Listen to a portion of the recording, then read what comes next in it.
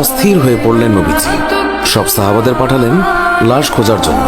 হঠাৎ বোরখা পরা এক মহিলা এসে দাঁড়ালেন নবীজির কাছে। নবীজি তাকে চিনলেন না। মহিলা বললেন, শুনুন ইয়া রাসূলুল্লাহ, কাল আপনি একটা বিয়ে পড়িয়েছিলেন মনে আছে? নবীজি বললেন, হ্যাঁ, আমি তো হানজালার বিয়ে পড়িয়েছি, যার বিয়ের খুশিতে আমি খুরমা খেজুর ছিটিয়েছিলাম। মহিলা বললেন, ইয়া রাসূলুল্লাহ, আমার হাতটা দেখেন, হাতের মেহেদি এখনো শুকায়নি। কাল বিকেলে বিয়ে হয়েছিল, আর রাতে উহুদের যুদ্ধের জন্য বের হয়ে যান হানজালা। ওনার উপর গোসল ফরজ হয়েছিল, কিন্তু উনি গোসল করে বের হতে পারেনি। যাওয়ার আগে শুধু বলে গেছেন, যদি বেঁচে থাকি তাহলে দেখা হবে দুনিয়ায়, আর যদি শহীদ হয়ে যাই তাহলে দেখা হবে জান্নাতে। নবীজি কাঁদছেন। মহিলা বললেন, ইয়া রাসূলুল্লাহ, শহীদের তো আপনি গোসল দেন না, আমার স্বামীকে আপনি একটু গোসল করিয়ে দেবেন। নবীজি সম্মতি প্রকাশ করার পর একজন সাহাবী দৌড়ে এসে বলল, ইয়া রাসূলুল্লাহ, হানজালাকে পাওয়া গেছে।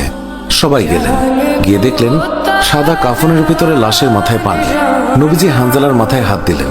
জিবরাইল আলাইহিস সালাম আসলেন নবীর কাছে, এসে বললেন, ইয়া রাসূলুল্লাহ, হানজালার কোরবানিতে আল্লাহ পাক এতটাই খুশি হয়েছে যে আমার বাহিনীকে আদেশ করলেন তাকে নিয়ে আসতে।